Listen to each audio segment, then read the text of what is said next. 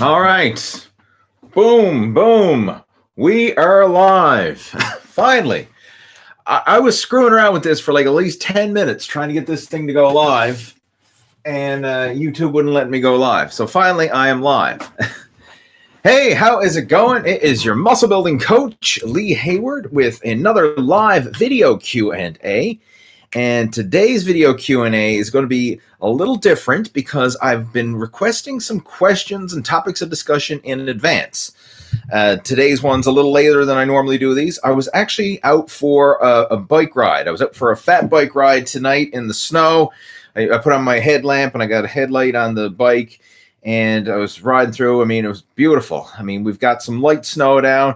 There's some ice, and I put studded tires on my fat bike today. So I'm getting her all ready for winter, and I wanted to test out the studded tires, and man, they can grip. I'm very pleased with it. Like, I went over several icy sections. There's some black ice on the road in places, and the tires, they could grip, and I was totally confident going over it. So that's pretty cool.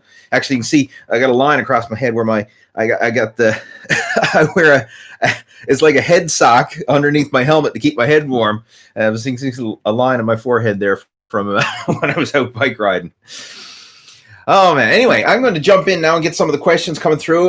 We are coming through loud and clear. Thanks, Jesse. Jesse's letting me know in advance that we're coming through loud and clear. And let me know if you're tuning in live and where you're tuning in from. Like, what part of the world are you tuning in from? Let me know. It's always nice to get some feedback and interaction as I'm doing these live Q&A. And I'm going to just jump right into some of the questions that were posted earlier. So one that I want to address, and this one is from one of my personal coaching students, Jeff. And Jeff has made some amazing progress over the past year. We've been working together for over a year, and what a transformation this guy's made. He's went from 235 pounds down to 170 pounds, ripped six-pack abs. He went from like fat, soft, bloated, not happy, to getting a visible six-pack abs. I mean, he looks in great shape. I mean, you can see I featured him numerous times on my Facebook page and stuff like that, and he's an active member of our private coaching group. But he's had a couple questions there that he wanted me to cover. So one, he wanted to know the benefits of pre-exhausting muscle groups. Like, what are my thoughts on pre-exhausting? And he wants to know if he was to pre-exhaust his chest, for example, what exercises would he do? How would he go about it? And how would that affect his strength gains? All right, so that is a great question. Now, pre-exhaust, all that means is it's a fancy way of saying you're going to do your isolation exercises before you do your compound exercises. Typically, with most workouts, the way that we do it is we usually start with the big, heavy compound lifts, and then we move into the isolation lifts afterwards. Now, it doesn't have to be this way, but generally that's the way most people do it. So let's just take chest, for example. Most people are going to start off with a bench press, some sort of bench press. Maybe it's a flat barbell bench press. Maybe it's an incline, a decline, dumbbell, whatever, but usually some sort of chest press. That's usually the big fundamental exercise of a chest workout. And then you're probably going to get into some sort of maybe a flies, maybe pec deck, maybe cable crossovers, maybe some push-ups or whatever. But you usually do the big exercise first, and then you get into the small isolation exercises afterwards. All pre-exhaust is we're going to switch that around. You're going to do the isolation exercises first and then save the big compound exercises for afterwards. And the benefit of this is if you have trouble feeling a particular body part working. So let's just say, for example, you do your bench press and you don't really get a good pump in the pecs. Maybe you get a lot in the triceps or your shoulders or whatever, but you're doing the exercise and you don't really feel the chest. So what you could do in that case is you could pre-exhaust your pecs with an exercise that allows you to get a really good mind-muscle connection and a good isolation into the chest. So maybe that is, say, like a pec deck fly.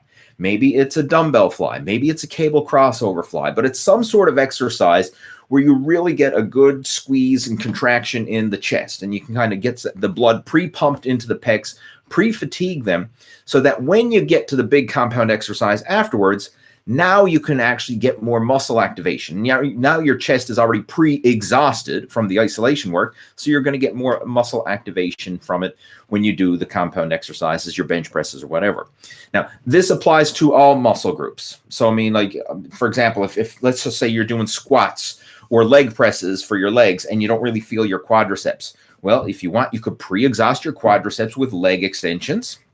All right, get a good pump in the quads and then do your squats afterwards or do your leg press afterwards. You know, maybe you're training your back and you're doing deadlifts and you don't really feel much happening in your back. Well, maybe you want to pre-exhaust your back with some rowing variations or some pull downs or pull overs or something like that to pre-exhaust and work the lats, get some blood flow and muscle activation there before you do your heavy deadlifts or maybe your heavy barbell rows or whatever your big compound exercise is for the back. This works for a lot of things. Same with shoulders. Like if you're doing like shoulder presses, maybe you want to start off with some side lateral raises to isolate the side delts and then get into your shoulder presses. So it's just a way to help to get more mind muscle activation and help stimulate body parts that you probably don't feel, you have trouble really getting that good mind muscle connection and getting a good pump. Now, you can, like, even if you do have a good response to regular workouts where you're doing your compound exercises first and your isolation after, you can still change it up and do the whole pre-exhaust thing just as a change of pace for some variety, some unique muscle stimulation. It's just another tool in the toolbox. It's not good, bad, right or wrong, better, worse, anything like that. Like, that's one of the things that's a real pet peeve of mine is you're watching certain YouTubers and fitness influencers and stuff like that, and they'll talk about an exercise or a technique or a strategy, and then they're claiming it's the best thing since sliced bread. Oh, you got to do this. Like someone will say, oh, you got to pre-exhaust your muscles. No, you don't. You don't have to pre-exhaust your muscles, or you don't have to do this or that or the other thing. It's just another tool. It's another way of training, another way of stimulating the growth. So look at it just like that. I mean, not saying like for example, we're looking at the toolbox. Someone says, oh, the hammer is the best tool in the toolbox, right? You can do so much stuff with the hammer. Well, if I want to cut a piece of wood, the hammer's not the best tool in the toolbox, right? A saw is, but vice versa, right? If I want to hammer a nail, a saw is not going to help me. So you need the right tool for the job. And that's the same thing you can look at when it comes to your workouts and all these different training techniques and strategies and stuff like that. It's not that one is right or wrong, better or worse, good or bad. It's just, what do you need at this stage of the game, right? If you're having trouble feeling a body part working, then pre-exhausting could be the tool to help you to feel that body part work, right? Or maybe that body part's stubborn and it's not responding to your regular workouts. Pre-exhausting is a tool that might help you to get that muscle stimulation. So that's the whole idea behind pre-exhaust. So hopefully that helps to clear that up, Jeff. Let's see what else. I think. Okay, Jeff had another question that I wanted to address here now. This one's a nutrition one, and he's asking about carb intake. And he's saying, does eating more carbs make you look fuller? And this is another one of those questions where the answer is it depends. So does eating more carbohydrates make you look fuller? Well, if you are lean and you have low body fat, like Jeff does right now, then if you strategically manipulate your carbohydrate intake, it can make you look fuller. And this is a strategy that a lot of bodybuilders use, fitness models, anybody who's trying to hit their peak, whether that's a peak for a photo shoot, whether that's an actor trying to hit a peak for a movie role, whether that's a bodybuilder or a fitness model trying to hit a peak for a competition. There are strategies you can utilize to manipulate your carbohydrate intake to make you look fuller, make you look harder, make you look more muscular, make you look leaner. But the key that's the foundation, the one thing that must be done before any of these carb strategies make any difference whatsoever is you have to have very low body fat. You want to have like single digit body fat, right? You want to have low body fat so that you can see the muscle definition in detail. If you're carrying around an extra layer of body fat and you look smooth, then manipulating your carb intake, it might make you feel bigger, it might make you feel stronger, but it's not going to make you look any different because you have that layer of body fat that's just going to be blurring any definition. So you have to have low body fat before any carb water manipulation makes any difference whatsoever. And this is something I get a kick out of a lot of times. You see like amateur bodybuilders and novice bodybuilders getting ready for shows and stuff. and they think, oh, I'm holding water. When in reality, no, you've got another 10 pounds of body fat you got to lose. That ain't water, right? You can't pinch inches of water, right? If it jiggles, it's not water, no. Right? A lot of people don't realize how much body fat you have to lose to get lean enough for all this stuff to make any difference. But assuming you are lean, you've got visible abdominal definition, you're lean, you're cut, you've got the definition throughout your body, then this is where manipulating your carbohydrate intake can have an impact. And generally the way it works, now I'm going to give you like a generic way of going about it, because everyone who's a competitive bodybuilder and has done this probably has their own unique strategies, their own things, because they've done it, they've learned their body, and they have their own ways of going about it. But I'm going to kind of give you the 101 version, the carb loading 101, right? For someone who's never done it before, this is generally how it works, is you would carb deplete for several days or maybe even a week leading up to your big day that you want to hit your peak for. So let's just say we got a bodybuilding competition and the competition's on Saturday. I would start purposely cutting back on carbs the following Saturday. So I would be in a calorie deficit. I would keep my carbs lower than normal, and I would purposely try and deplete my carbohydrate intake, deplete my glycogen intake in the muscles. So like your muscles store glycogen, you want to deplete that. And by doing this, you're going to look and feel flat. It's, you're going to be working out in the gym and you're not going to get a pump, and you're going to feel flat. You're going to be weak. You're not going to have much energy, and it's going to suck. Like training carb depleted and going through that whole depletion phase sucks, because there's no motivation. Like you flex and there's nothing there. You train, there's no pump. Your strength is in the toilet. It's not a fun process, but there's method to the madness. You want to go through several days of depletion, because what this does is then it triggers your body to set up for overcompensation. So then when you start consuming carbohydrates back into your diet, again, the numbers are going to vary. Like some people will just cut their carbohydrates. Let's just say you're regularly consuming 300 grams of carbohydrates a day. You might deplete on 150 grams, and then you may bump it back up to 300. Some people like to overcompensate a little bit. Let's just say your normal is 300 a day. You deplete with 150, then maybe you want to carb up on, say, 400, right? You have a slight a surplus of carbs, more than you normally do.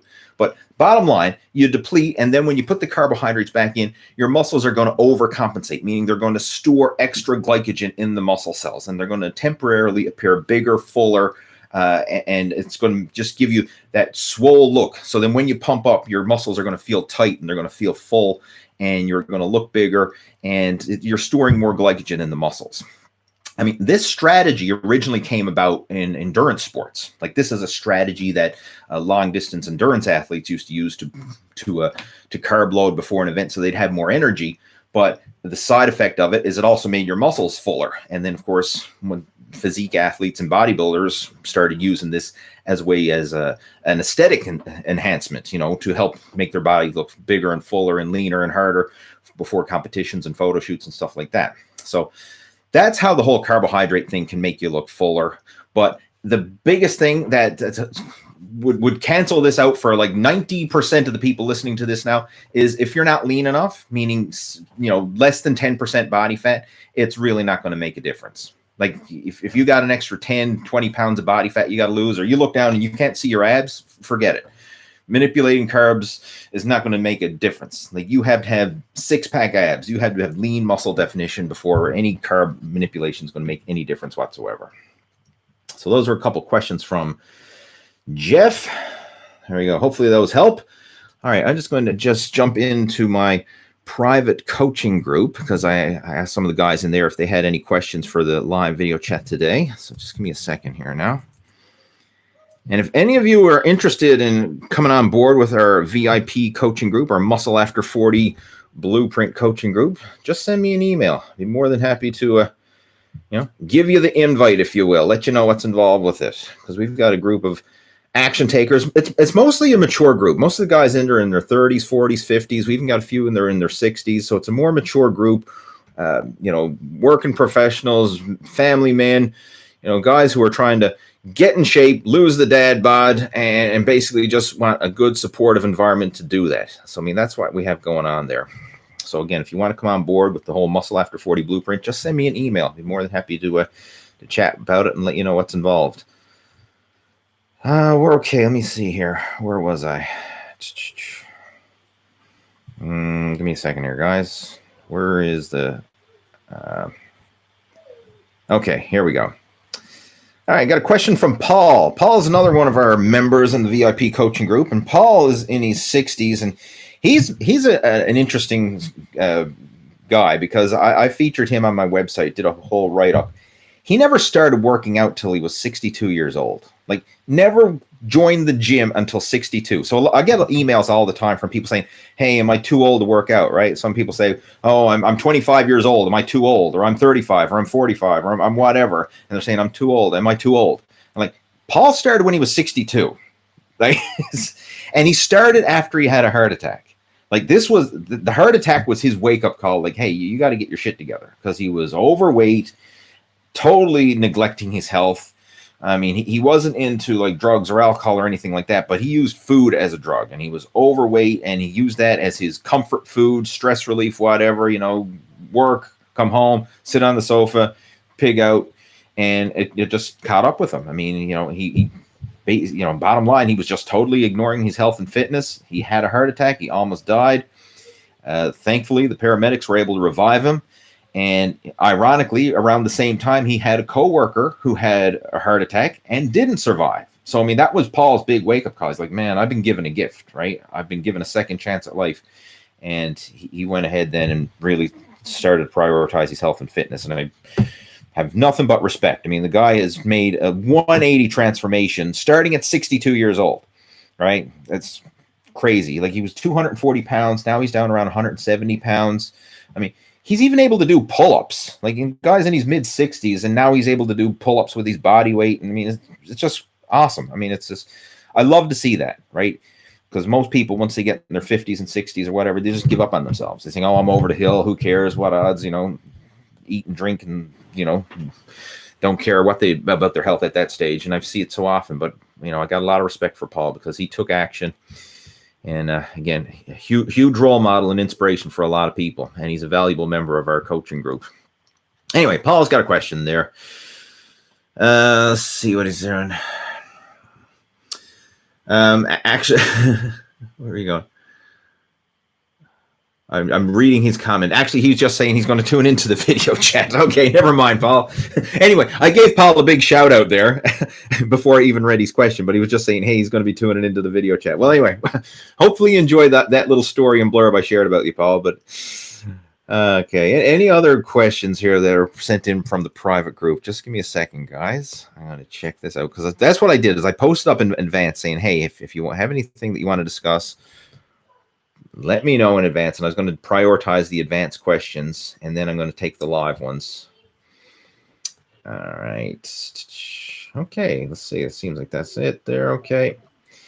And quick little check on the YouTube channel.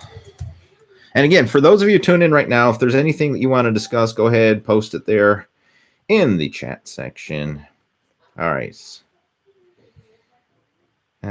Do macros matter? This is a question from Nick. He's saying, do macros matter, or does which one I pick determine how I look? 50, 30, 20, 40, 40, 20. At the end of the day, is it calories? Thanks. All right. Good question. Do macros matter? Yes, they do. All right. Now, I'm going to kind of give you the big picture perspective here when it comes to, I'm assuming fat loss is the goal, right? You know, like usually people who are talking about the whole calories in, calories out, it's usually fat loss is the primary goal here. You can lose body fat as long as you're in a calorie deficit. Like ultimately, if you're in a calorie deficit, it doesn't matter what you're eating. If you're eating absolute garbage, you can still lose body fat if you're in a calorie deficit. Mark Hobbs, I believe is his name, proved that when he did the Twinkie diet experiment back in 2010. I believe his name is Mark Hobbs. Mark Hobb or Hobbs. Anyway, just do Google search Twinkie diet. Back in 2010, he did an experiment where he went on a calorie-restricted diet, but he ate nothing but junk food. So it was like Twinkies and snack cakes and potato chips and Doritos and whatever. Obviously, small portions of those foods, but it was absolute. Everything he ate was just pure junk food. but he limited himself to 1,800 calories a day. So 1,800 calories a day from pure processed crap, mostly sugar and fat. Like that's when you're looking at processed crap, is sugar and fat, very low protein, and he still lost weight. And ironically, his health markers improved in proportion to his weight loss. So his cholesterol went down, his blood pressure went down, because he ended up losing over 20 pounds of body weight. And his health markers all improved in proportion as if he lost 20 pounds of body weight through good, healthy diet and exercise.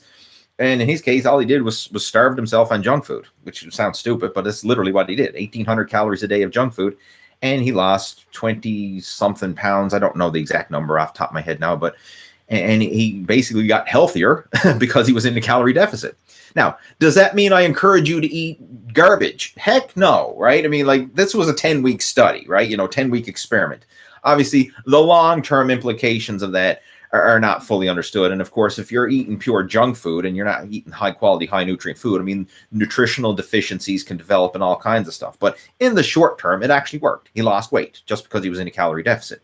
Now, how I go about it and how I recommend my coaching students to go about it is start with a well-balanced diet. So 1/3 of your calories from protein, 1/3 of your calories from carbohydrates, 1/3 from healthy fat, and try and choose natural unprocessed foods. So good, natural, one-ingredient foods like lean meats for eggs, fish, chicken, dairy products, like cottage cheese and Greek yogurt and stuff like that for your protein.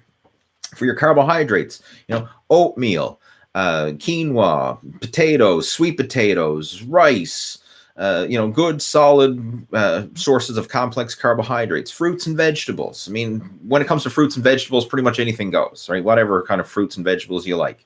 But healthy fats, things like, fish, like fatty fish, salmon and mackerel, getting some good, like omega-3 fatty acids, you can get some like flaxseed oil is a good one.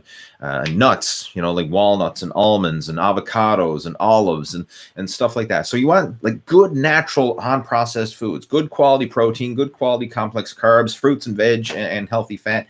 And if you make up your diet from that, and then you also have your calories in check, I mean, it's inevitable. You are going to get healthier. You're going to get leaner. You're going to feel better. And the cool thing about the natural unprocessed foods versus the junk food is you can eat so much more of the natural unprocessed foods and be full.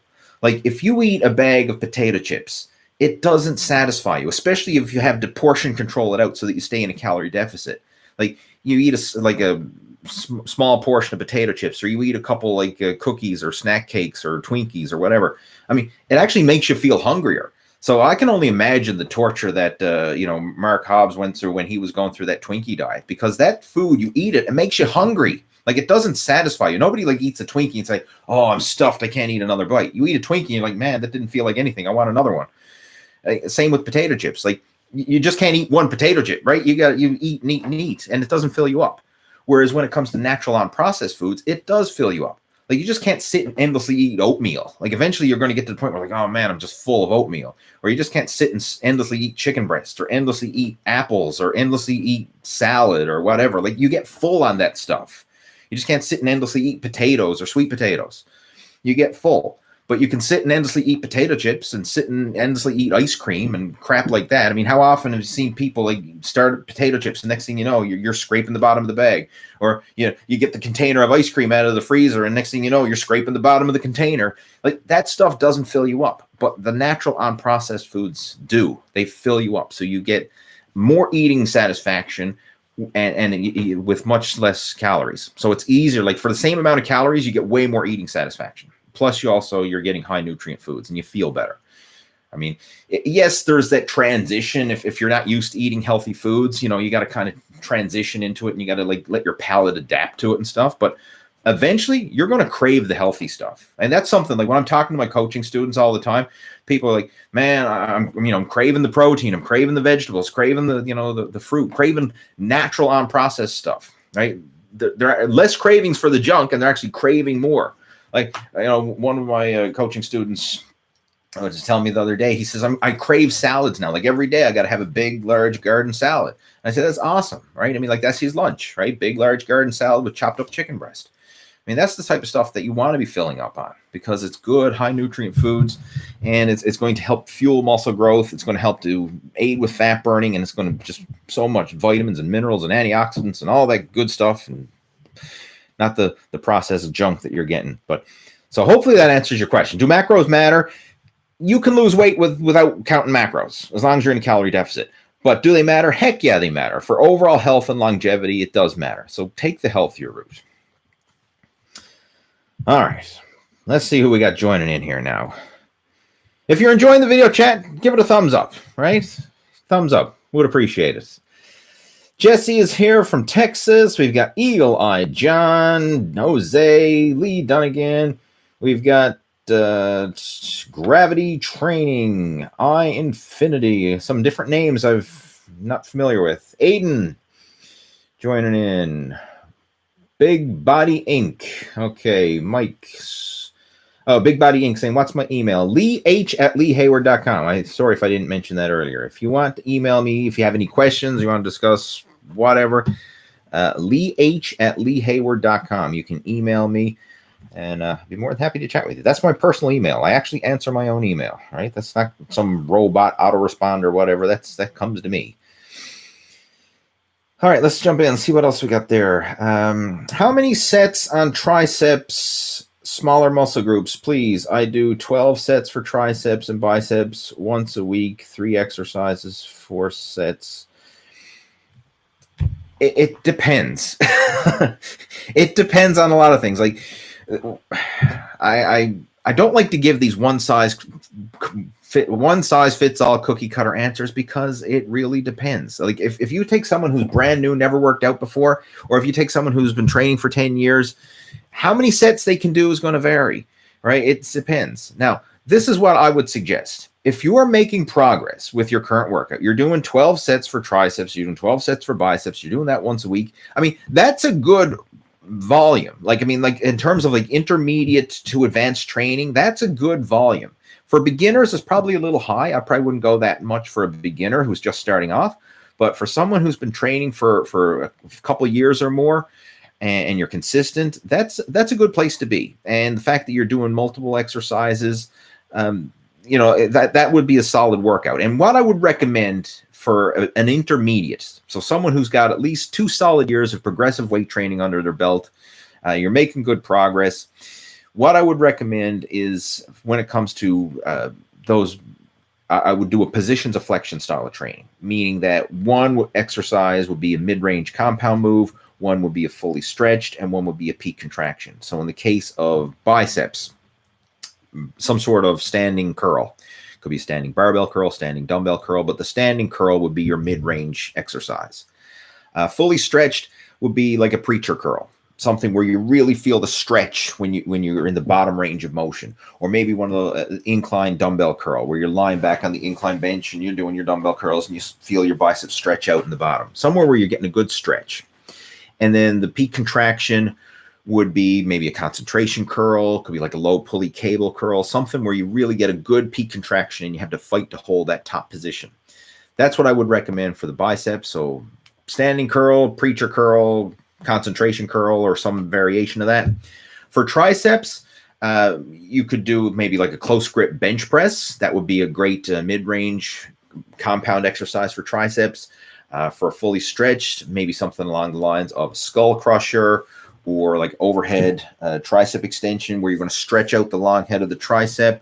There's different variations of that. Like you could even get a cable pulley and do the overhead extensions with a cable pulley, but something that you're going to stretch out the long head. And then you want to do a peak contraction.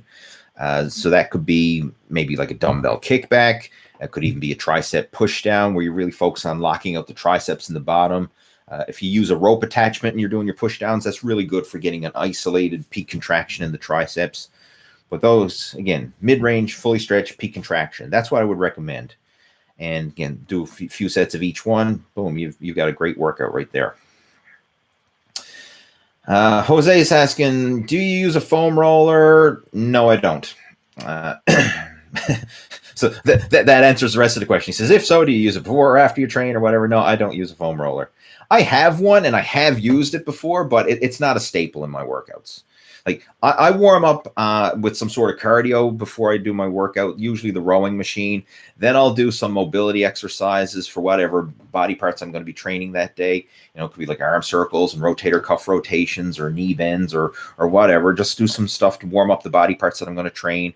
Then I'll always do light, progressively heavier warm-up sets for each exercise that I do. And then afterwards, I do some stretching for the muscles that I trained. So if I train chest, I'm going to take a few minutes and stretch up my chest at the end. If I train legs, I'm going to take a few minutes to stretch up my legs or back or whatever. So that's what I do. I warm up, mobility, weight training, and then stretching afterwards. But I'm not a fan of foam rolling. Nothing wrong with it. I mean, if you enjoy foam rolling, it works for you or whatever, then by all means do it. But I never really got much out of it myself. I just kind of felt as the routine that I just explained there and described, that works way better for me than foam rolling. Lee's asking, can you recommend any stretches to help with tendinitis in the elbow? Okay. If you've got elbow tendinitis, the biggest thing is you want to avoid anything that causes that tendinitis to flare up. So any exercise that you're doing that causes pain, discomfort, aggravation, don't do that exercise. Leave it out of your workouts or find another variation. So for example, let's just say you're doing a bicep curl and you find the regular bicep curl hurts. Maybe try a hammer curl, or maybe try a reverse curl, or maybe try, like, if a barbell hurts, try the easy curl bar. If that hurts, try a dumbbell. If the dumbbell hurts, maybe try a cable. You know, try some sort of variation to see if you can work around it and not cause pain. And if you can't, if you can't find an exercise variation, then just leave that out of the workout. It's better to not train and not aggravate it than to try to push through the pain, right? Because that's the big thing. You need to let that tendinitis heal. And if you're constantly going into your pain threshold, then it's not going to heal. So you want to avoid any exercise or movement that's causing that to hurt. Some other things that you can do that helps with it, I find, like hand gripper training, I find works really well with that. Like heavy grips, hand grippers, stuff like this. I find that helps with tendinitis using these. Like, you can use it kind of as a rehab, but it's better as a prehab. Like if you use these on a regular basis, it can help prevent the tendinitis from coming up in the first place. But it can sometimes help with the rehab as well. Other exercises that you can do is certain stretching, like stretching out your forearms, like whatever type of exercise you want to do. Like if you go to my main YouTube channel and search for the stretching playlist, and I have one in there, it's an arm stretching video. And there covered some stretches in there that you can do for arms, and they would help with the tendinitis. You're like looking for specific stretches. I also have got some videos showing some different rehab exercises that you can do, different rotational exercises with your forearms and stuff like that.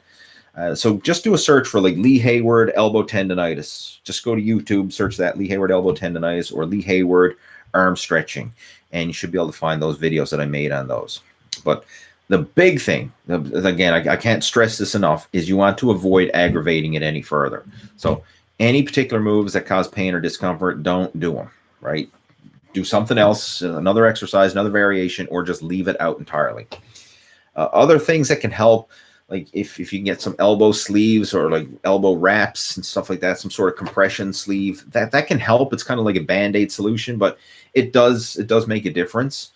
I've used them in the past, and I found that they can help, and they can minimize some of the pain and aggravation and allow you to probably work out a bit harder than you would without them, but ultimately you still have to be smart about it and work within your pain threshold. That's the key here.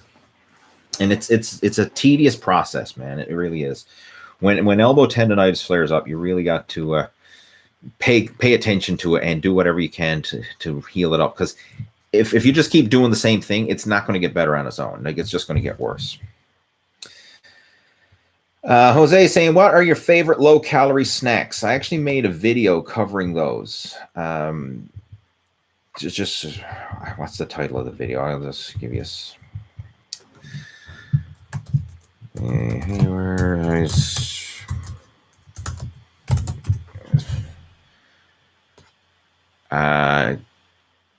it's, if you just do a search for Lee Hayward cravings, it should pop up there. But it's the title of the video is, you need to try these healthy snacks while dieting, quick and easy. That's the title of the video. I mean, it covers my top 5 healthy snacks that you can have while dieting without blowing your diet. I mean, these are stuff that I have on a regular basis, and they're satisfying, filling, and high in nutrients, right? I mean, it's a great way to make sticking to a healthy fat loss eating plan convenient, enjoyable, and that's the thing. You have to enjoy the process, right? Like high protein pudding, high protein ice cream, high protein pumpkin pie. What's the other ones? Popcorn, right? That's another one. Air pop popcorn's another favorite of mine. Even low calorie or non-alcoholic beer. Right? I mean, I put that in there as well, right? So I mean, those are some. But check out that video. It's just Lee Hayward cravings. If you do a search for that, you should find that video. But it's the title is you need to try these healthy snacks while dieting. All right. What else question we have there? Gravity Training says, can't stick around because I have to sleep, but I will watch later. Tips to increase the deadlift without deadlifting. Home gym. Can't currently afford a 400-pound weight set. I only got 315 pounds. Well, just do more repetitions with 315 pounds. Literally.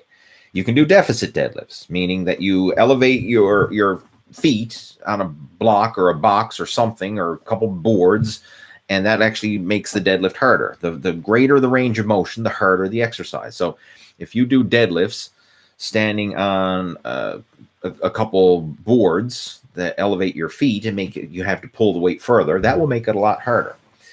Other options you can do, if you have resistance bands, you can use those. Like you could stand on the bands and wrap it around the barbell as well. I mean, there's different ways of setting up bands. Like a lot of powerlifters use band and chain resistance to add weight to their exercises. So that's something. I mean, you can look into getting some chains, right? Like or maybe you have some at home, or you can get access to some. So I mean, heavy chains that you can put over the ends of the barbell as well. Chain is cool because chain accommodates resistance, because like as you lift it up, the chain loads and gets harder and harder and harder. So like you see guys, if you train at a hardcore gym that has bands and chains, like that's the whole purpose of it. It accommodates resistance, because like as a band stretches, it gets harder. As a chain loads, it gets heavier. Like if most of the links of the chain are on the ground, but then as you start to lift it, then the links lift off the ground. Now you're getting the weight of the chain. So it has that progressive overload effect, right? The higher you lift it, the heavier it gets. So, I mean, that's another great way. I mean, you can, but again, that's not an issue, right? Like you're saying you only have 315 pounds. Like unless you're like Brian Shaw or some like world's strongest man competitor, only 315 pounds is not an issue. Like, I mean, that's a lot of freaking weight. You can do a lot of exercise, man. I mean, like if you're doing like 20 rep deadlifts and 20 rep squats and all that with 315, more power to you. But if you're not, then that's what you work up to, right? Work up the reps, right? Build up the reps with that. All right, what else we got there? We have Infinity sending all kinds of emojis. We have Aiden. Who else we got? Mike is joining in. Says, I gained 10 pounds from taking a month off. Been training for 6 weeks again. Back to eating clean, training hard, but not dropping in weight. Looking good again, though, even bigger. All right, your weight is going to fluctuate a lot. Like 10 pounds, okay, you've took a month off training and you put on 10 pounds. Some of that could be body fat. Some of it could be water and glycogen. I mean, like it's really hard to tell but the thing is, gaining and losing weight, it really comes down to your calorie intake. Ultimately, that's it. Like if you stop working out and you continue to eat the same, then all of a sudden you're not burning all those calories that you normally burn when you work out, but you're still eating the same. So, I mean, that's where your 10 pounds came from. So you can say, well, I haven't changed my diet, but I stopped working out. Well, just the fact that you stopped working out means that you're no longer in a calorie deficit or even calorie maintenance. You're now in a surplus, because your calories in versus calories burnt is now obviously you have that surplus there and you gain weight.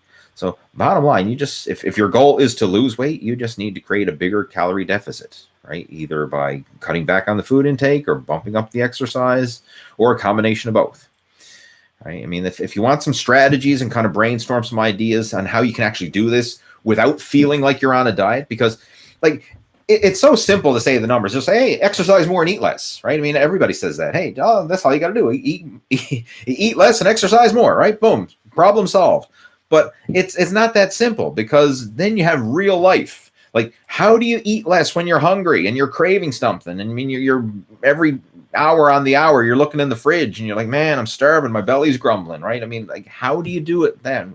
And how do you burn more calories when you're busy and you don't have time to schedule in the workouts, or you're lazy and you're not motivated or whatever? Like, how do you make it work within real life? Like, that's what I focus on when I'm helping people with coaching programs. Like, you don't need any more tactics in terms of like diets and workouts. Like, you go on YouTube and you type in like diet. There's 10,000 videos on how to diet, right? You type in workout. Like, there's a million videos on how to work out. Like, everything's there. But how do you take what's there and actually apply it in your own life and make it work for you? That's the hard part. It's not like, oh, I want to eat less and exercise more. Like, yeah, that anybody can say that. I mean, that's the easy stuff. How do you actually do that? And how do you do it and enjoy it and sustain it and make it part of your lifestyle? That's the hard part. That's where people struggle, right? I mean, there's not an overweight person out there who doesn't know that, hey, you should be exercising more and eating less junk food. Right? Everybody knows that. It's like a smoker thinking, not knowing that cigarettes cause cancer. Like, every smoker in the world these days know that cigarettes are unhealthy and they cause cancer, but they do it anyway, right? It's not doing what you should do or whatever. It's how do you do it, and how do you actually enjoy the process? That's where people struggle. And right, that's what I really focus on when I'm coaching people. Is not just giving you more useless tactics, right? I'm saying, here's some strategies on how you can actually do this, but make it a simple addition or a simple, manipulation of your lifestyle, so it doesn't feel like you're living in the gym, or it doesn't feel like you're starving yourself. Just little tweaks. Because, like, for example, like, do you like ice cream? Yeah, most people say, yeah, I love ice cream. Guess what? I've got a high protein, low fat, low sugar ice cream recipe that you can have, and we just swap out the ice cream that you normally eat with this healthy version. Boom! All of a sudden, now you're filling up on good, high quality, high protein, high nutrient foods. It's low in calories, it's filling, it's satisfying. I mean, just that swap alone, and people can drop weight, right? I mean, like, maybe you like certain other foods, like maybe you like pumpkin pie, right? You say, man, I love pumpkin pie. Well, hey, I got a high protein pumpkin pie recipe that you can swap out, and now all of a sudden you're still getting to eat your pumpkin pie, but it's a low calorie, high protein option that puts you in a calorie deficit and still fills you up and you enjoy it, right? When it comes to the workouts, like, there's strategies and how you can get more exercise into your day without living in the gym. And that's the stuff that we cover. I mean, that's what I've been able to do, because I go to the gym 3 days a week. That's it. Like, a lot of you watching this video spend more time in the gym than I do. Like, I'm in the gym 3 days a week. That's it. The rest of the time I'm doing stuff at home, or I'm doing some exercise outdoors, like walking the dog or bike riding or whatever. But I'm not living in the gym. I spend less time in the gym now than ever, and I'm able to make better progress because I'm more efficient with what I'm doing in the gym, right? And that's the key, is how do you be the most efficient and practical and set this up so that you can enjoy it. So if that's something you want some help with, again, send me an email, leeh@leehayward.com, and we can chat about some strategies. Thanks for the content. Thanks for the content. Love weightlifting, but I got to settle for powerlifting now. What would you do in these circumstances if you were starting again? All right, that's from Aiden. Got to settle for powerlifting and starting again. If you're starting I'm not sure on your situation. Like, if you took a layoff from the gym, meaning you haven't worked out in a prolonged period of time, don't jump into powerlifting. Like, just start with just base level training, like maybe 3 total body workouts a week to build up your conditioning again. Like, don't try and push yourself with too much too soon. That's one of the biggest mistakes I see. And we're coming up on New Year's, right? Like, January 1st is just around the corner, and you're going to see the same crap every year, and it's going to come up where people are going to feel fat and bloated over the holidays, and they're going to feel fat and bloated because of the whole 2020 COVID year and everything else. And they say, that's it. January 1st, I don't care. I'm getting myself back in shape again. Enough's enough. I'm fed up with being fat and overweight. I'm going to make a change. And then they join the gym, or they work out from home, or whatever the heck they can do in their current situation, because I mean, I don't know, depending on where you live, the gyms may be open or closed. I don't know what it is, but people are going to get, that's it. New Year's, gonna go on a diet, and I'm going to start working out. And then there'll be like 2 hours a day of exercise and on starvation diet and everything else. And they'll probably keep that up for a week or 2 weeks. And then all of a sudden they're burnt out. They're fed up. They can't stand it anymore. Or maybe they're injured. They threw their back out, or their aches and pains and strains because now they weren't doing anything. And then they all of a sudden just jumped into 2 hours of workouts per day. It's too much too soon. Like, the body doesn't like too much too soon. It likes small, gradual progress. Like, this all or nothing extreme approach, it rarely works. It rarely works. It usually backfires, and backfires big time, right? People go on these crazy diets and these crazy workout programs, and they'll probably stick with it for a few weeks or maybe even a few months if you're really hardcore, right? You'll stick it out for a few months. But sooner or later, you run out of willpower and you say, screw it, I don't care anymore. And then you start to binge eat, and then you pile all the weight back on, and it's the yo-yo diet. Like that. It happens to millions of people over and over again. I'm guilty of it. I did it for years. Back when I was competing in bodybuilding, I yo-yo dieted from 1995 up until 2011. I just yo-yo dieted every year, right? It's a vicious cycle. Like, the whole idea of, instead of this all or nothing extreme approach, like, what if we could just be good enough, but good enough consistently? Like, you don't have to go pedal to the metal, but you just had to be consistent. And like, it's so simple when we talk about it, but most people can't wrap their head around it or actually apply it in real life. But if you actually do it, and you just slow, steady progress consistently over the long term, you'll be amazed at where you can be, like, by this time next year, or by this time in a couple of years. It's almost like looking at, like, playing a musical instrument. Like, let's just say I wanted to play the guitar. All right, I'm passionate. I said, man, I'd love to be able to play the guitar. You know what? I'm going to play the guitar. I'm going to practice for an hour a day, every single day, no matter what. And then I do it. Maybe I go, 2 or 3 days in a row. I'm playing an hour a day. And then all of a sudden my fingers start to hurt because I'm not toughened up to playing the strings and everything else. And next thing you know, man, I can't play an hour a day. My fingers are hurting. So then I take a day or two off, and then I try to pick it up again. And then all of a sudden I'm like, man, I don't have time for an hour a day. It's too much. And before you know it, that whole hour a day of playing guitar gets pushed off to the side, and then I never ever pick it up. Right? I mean, I started off with the best of intentions, probably did it for a week or so, and then fell off the bandwagon. And then the guitar is in the closet collecting dust, and I never ever did learn it. But what if instead of that, I'm going to do it an hour a day, what if I said, I'm going to play 10 minutes every day? Just 10 minutes. I mean, anybody's got 10 minutes, right? I mean, you can get up 10 minutes earlier. I mean, you can do 10 minutes on your lunch break, or you can 10 minutes before you go to bed. Like, everybody's got 10 minutes. So let's say I played guitar for 10 minutes. Now, some people say, well, 10 minutes isn't long enough to make any difference, right? You're not going to get any better if you just do 10 minutes. But what if I did 10 minutes every single day for the next year? Like, that's all I focused on. Like, I don't focus on nothing else. Just pick up the guitar for 10 minutes a day. Like, would I be a better guitarist this time next year? Heck yeah, absolutely. Versus having this, I'm going to play for an hour a day mentality and only do it for a week or two and then quit. Like, that's the same mentality people have with their workouts and diet. Like, they say, that's it. January 1st, look out, go and join the gym, 2 hours a day in the gym, going low carb, going keto, man. I'm going to do it. And then they do it for 2 or 3 weeks. And they say, man, I can't do this anymore. It's too hard. And then they quit and they go back to their old habits, regain all the weight again. And now they're more frustrated and fat and pissed off than ever. Like, start small. Commit to doing less than you physically can. Like, just with the guitar analogy, commit to playing for 10 minutes. Like with the workouts. Like, you don't have to commit to 2 hours in the gym. Heck, if you commit to 10-minute workouts, like, if you did 10 minutes of exercise every day and did that consistently versus trying to do an hour a day and only do it for a week or two and quit, you'll make much further progress with the 10 minutes a day. Like, start small, start below your means and build up gradually.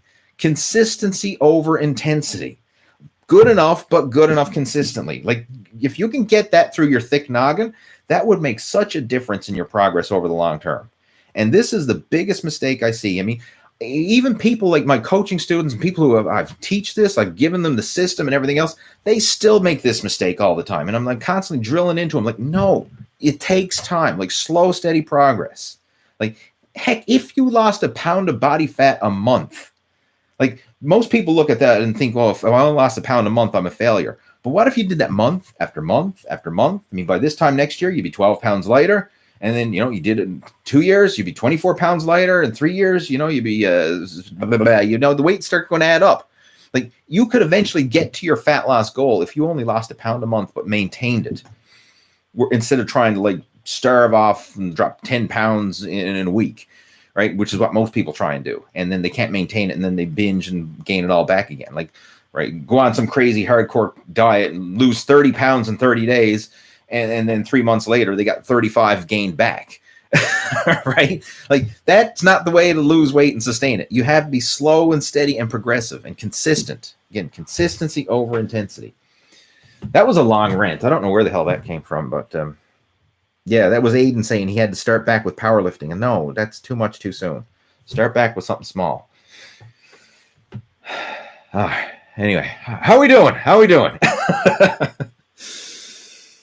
Mike is saying, I quit doing barbell squats. Now I'm doing dumbbell squats, and I notice better gains. I do leg squats, leg extensions, ham curls, standing calf raise. Is that sufficient for volume? Yeah, I mean, you're pretty much hitting all. I mean, obviously you want to do some calf work in there as well. You could probably do some work for the hips, but overall, I mean, what you just did, you're doing a squat, you're doing a leg extension, leg curl. Yeah, you got it. That covers all the major the major movements of the legs, right? I mean, of course, you can change it up with different exercises later on, but I mean, that simple program right there, done consistently, will produce great results. Like, don't overcomplicate it. Stick to that consistently. I'm an intermediate lifter. I'm 42. I have an issue where my upper forearm reaches failure long before my biceps when doing curls. Any suggestions? You're getting more fatigue in the forearms versus the biceps.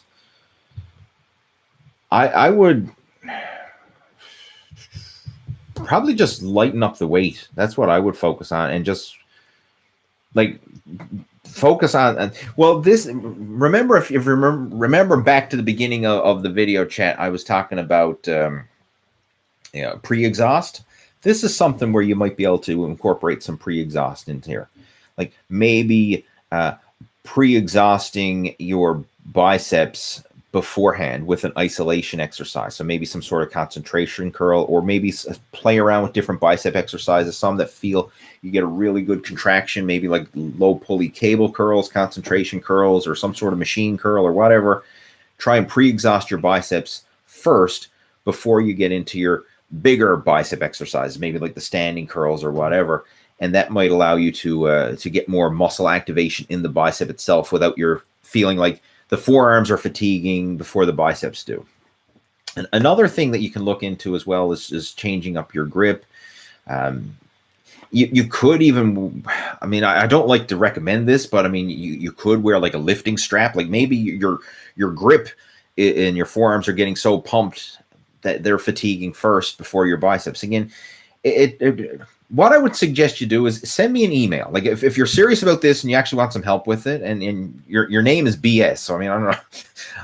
So, Mr. BS, if this isn't BS and you actually want some help, send me an email and elaborate on that question. I'd like to know, like, what exercises are you doing? What issues are you having? Because it's hard for me to kind of give do justice to this question without knowing the details. All I know is you're 42 years old, you're an intermediate, and your forearms are fatiguing before your biceps. Right? Like, I'd like to know a bit more detail there to figure out, like, maybe there's nothing wrong. Maybe it's totally fine what you're doing. I mean, or maybe there's a few suggestions or tweaks we can make. I really don't know, but I need to know more details before I can really do justice to that question. Jose is saying, do you believe an average man can recover from training twice a day while in a calorie deficit, one being cardio session, the other being weight training? Yes, you can, but again, it's going to depend on the volume of the training. Like, if you do, like, your cardio is going for a walk and your weight training is like 45 minutes in the gym and you're lifting within your means and all that, yeah, you should be able to recover from that. I mean, back when I was competing in bodybuilding and when I trained for fat loss, I do weight training and cardio in the same day. Very often I do that. These days, I like to alternate weight training one day and cardio the next. But, I have done the cardio in the morning, weight training in the evening, or vice versa. And yeah, you can recover from that. I mean, it's just a matter of manipulating the volume according to your own work capacity, right? Some people have very high work capacity, some people don't, but you can make it work. And what you just explained there, like the weight training and cardio on the same day, like if you want to accelerate fat loss, that's the way to do it. Like multiple exercise sessions per day, because what you're doing now is you're spiking your metabolism twice a day. With each workout, you're helping to spike your metabolism, helping to improve your insulin sensitivity, your digestion, all that stuff. So you're making your body more efficient by the more exercise you do. So like if you exercise once a day, you spike your metabolism once a day. You exercise twice a day, you're going to spike your metabolism twice a day. You'll be more efficient when it comes to burning calories and burning body fat. So that's why when I would be training for bodybuilding shows, I'd always exercise twice a day, in the morning and in the evening or in the afternoon, something like that. Eagle Eye John says, carbs make you hungry. I'm only on 100 grams of carbs. My waist is dropping, only 33-inch waist now from 34-inch a few weeks ago. That really depends on the type of carbohydrates. Simple carbohydrates and processed carbohydrates, absolutely, they make you hungry. But good complex carbohydrates, no, they don't make you hungry. Like vegetables, that's not going to make you hungry. Beans, they're not going to make you hungry. Like oatmeal, like all these foods are like filling foods. Salad, I mean, like vegetables like that. I mean, like you just can't sit down and endlessly eat salad and say, oh man, or beans, like kidney beans and lentils and things like that. Like they're very filling because of their fiber content and they're dense. Like they will. Like you eat beans or chickpeas or something like that. I mean, that makes you feel like there's something in your stomach, right? Like you just can't sit down and endlessly eat them. I mean, you eat so much and then you're like, man, I'm full. Same with oatmeal. Like oatmeal, you just can't sit down and endlessly eat oatmeal and like binge on oatmeal. I mean, when I say this, like there's always going to be like one or two people out there, oh, I can binge on it, I can, right? But most people, right, normal people are not going to just sit down and like eat a whole box of oatmeal, right? But they'll eat a whole box of or a whole box of cookies or a whole bag of potato chips, right? So it depends on the carbs. Yeah, absolutely. Some carbohydrates can make you feel more hungry, especially the processed ones, right? Like if you eat the sweets and the cakes and the cookies and the crisps and the ice cream and all that, that stuff just makes you want to eat more. But the good fibrous, starchy carbohydrates, they fill you up. Like sweet potatoes. Like, can you just sit down and endlessly eat sweet potatoes? Probably not. Like they're going to fill you up because they're very voluminous. There's a lot of water. There's a lot of fiber. I mean, it's very, very filling, right?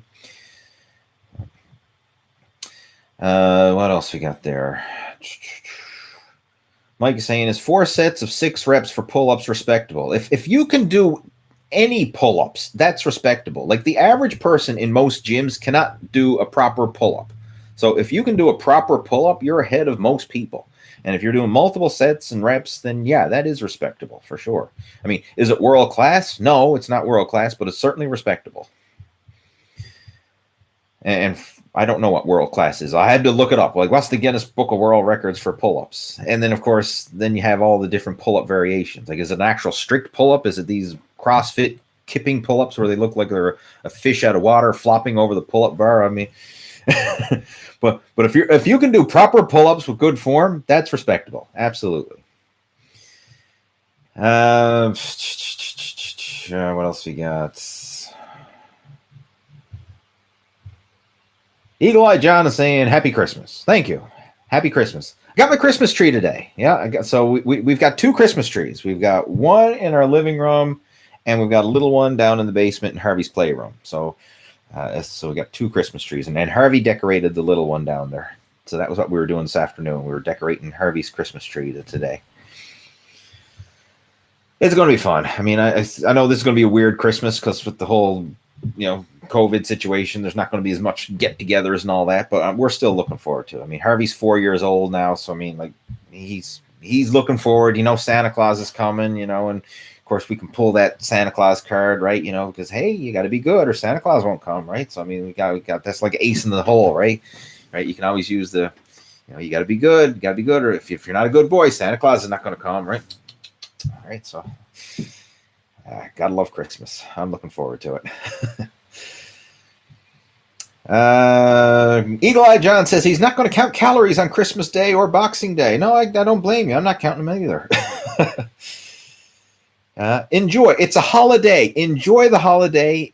Enjoy it and savor it, whatever, and then get back on track the next day. In fact, this will be a great way to end the video checks. I know I'm going on now, pushing an hour, but like a lot of people stress out over holidays. Like, how do I deal with holidays? How do I deal with birthdays? How do I deal with Thanksgiving? How do I deal with Christmas? How do I deal with blah, blah, blah? Like, it's a holiday. It's one day. It's probably even just one meal. But even if you stretched it out for the full day, right? Like, let's just say Christmas, you have a nice brunch. I don't know what you're going to have for brunch, but you're going to have pancakes and sausages and eggs and blah, blah, blah. You're going to have a high calorie brunch, and then you're going to have Christmas dinner. And then in between, there's going to be snacks and cakes and cookies and whatever stuff you got for Christmas, right? Enjoy it, right? Enjoy it. Enjoy in moderation. Like, don't be a pig about it, because one of the things I find when it comes to a lot of junk food, like once you eat so much of it, eating more of the same is just more of the same. Like, for example, like if you have one piece of pie, going back for another piece of pie doesn't taste any better than the first, right? It's the same pie, right? Like, same thing with cookies or cakes or whatever. Like, have a couple cookies, have, a slice of cake or whatever. But after that, it's the same stuff, right? It doesn't get any better. Right? It doesn't get better the more you eat. So like, just eat enough to kind of satisfy that craving, get the taste, get the craving out of your system, and then move on. Right? You don't need to overload on it. Right? It doesn't get better the more you eat. But still, enjoy it, eat it. Like, this is how I deal with cravings. If I'm craving something, I will eat it. I will satisfy my craving, get it out of my system, and then move on and get back on track for my next meal, or at least get back on track the next day. Don't get in the habit of, oh, I'll start again on Monday. Or now, this time of year, people say, oh, I'll start again on January 1st or in the new year, right? So that gives them an excuse to eat like crap today. Well, okay, it's December 18th right now. Let's just say I'm going to wait till January. Like, man, I got over a week of junk that I'm going to be eating. Whereas if I just say I'm going to eat, have this meal and then get back on track for my next meal, or get back on track the next day, you minimize the damage. And like, throughout the year, a lot of people use the whole excuse, well, I'll get back on track on Monday. So let's just say, okay, it's Friday and I'm going to have a cheat meal. Like, I don't know, I'm going to order a pizza tonight or whatever. I'm going to order a pizza. I'm going to get a case of beer and I'm going to sit back and I'm going to watch Netflix, right? I'm going to have a big old dirty cheat. And then I say, I'll get back on track on Monday. So I'm going to cheat Friday. I'm going to eat like crap on Saturday. I'm going to eat like crap on Sunday. And then I'm going to start again on Monday. Whereas what if I just said, I'm going to have my pizza and beer and cheat, but I'm going to get back on track for my next meal or for the next day? I would just minimize so much damage. I would minimize so much extra junk. So instead of starting again on Monday, you start again for your next meal, or start again the next day.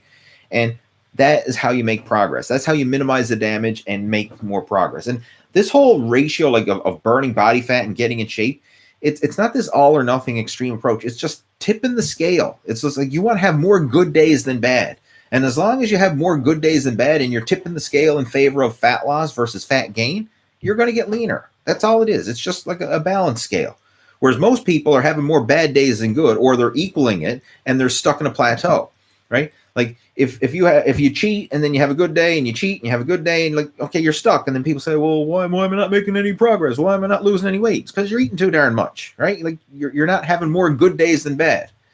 You need to have more good days in there so that you're in the calorie deficit and you're slowly making progress, right? It's just like running a business. It's like a profit and loss, like your income and your expenses, right? If your income doesn't exceed your expenses, you're not going to make a profit. I don't care how good the business is, how good the product is, and how good people love you and all that. Like, you could have 5-star ratings on Google, and you could have, the best product in the world and everybody loves it. But if your income doesn't exceed your expenses, it's not going to last. It's going to be a fail. It's going to be a flop, right? Same thing with your workouts and your diet and your fat loss program. I mean, you could have the best workout program, right? You could have great genetics. You could have all this stuff going for you. But if your calories, like if you're trying to lose body fat, if you're not in a calorie deficit, meaning, you're not burning more calories than you consume, it doesn't matter. It doesn't matter how good the workout program is. It doesn't matter how good your genetics are. It doesn't matter what supplements you take and blah, blah, blah. Like the numbers add up, the numbers matter, and you just need to be, having more good days than bad. It's like in a business, you don't have to turn a profit every day, but you got to turn a profit most days. With your diet, you don't have to be in a calorie deficit every day, but you got to be in calorie deficit most days. And as long as you can do that, you can still make progress. Like that's how you're good enough, but good enough consistently, without the stress of trying to be perfect.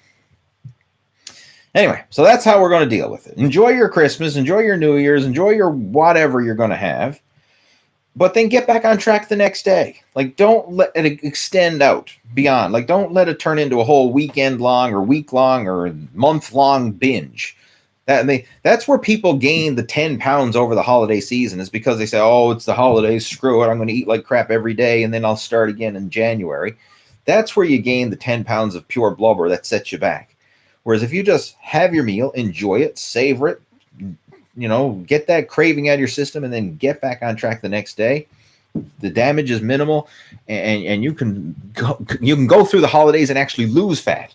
Right? I've got coaching students right now who are going through the holidays and getting leaner. I mean, how cool is that? Like to go through holidays and get leaner while everybody else is getting fatter, right? So then when you do see your family and friends, like if you are allowed to visit and whatever, then people will say like, holy crap, look at you. You're looking leaner. You're looking healthier. Like, what the heck have you been doing? Well, most of the world is like got their COVID weight gain going on all this year, right? Anyway, hopefully you found this video chat helpful. I enjoyed doing it. And as always, what I'm going to ask you to do is, if you enjoyed it, smash that thumbs up button. And if this was helpful for you and you think you know somebody who would benefit from this, feel free to share this with one person who you think would benefit from it. Maybe someone, a friend or a family member or a coworker or a workout partner or someone who's struggling with their fitness and nutrition. If you think this would help them, share the video, like share the link with them, or just, hey, you can even tell them to reach out to me if they got any questions. But share this with one person, right, who you think would really benefit from this stuff. Because like this is my passion. This really is like helping people to make sustainable lifestyle changes. This is what it's all about. And if you think it would help somebody, then feel free to share this video with them. It would mean a lot for me, and it might make a big difference for the person you share it with as well. All right, guys, I'm going to get ready and clue it up. Hopefully you enjoyed the video chat, and I'll be talking to you in my next one. So take care. Over and out.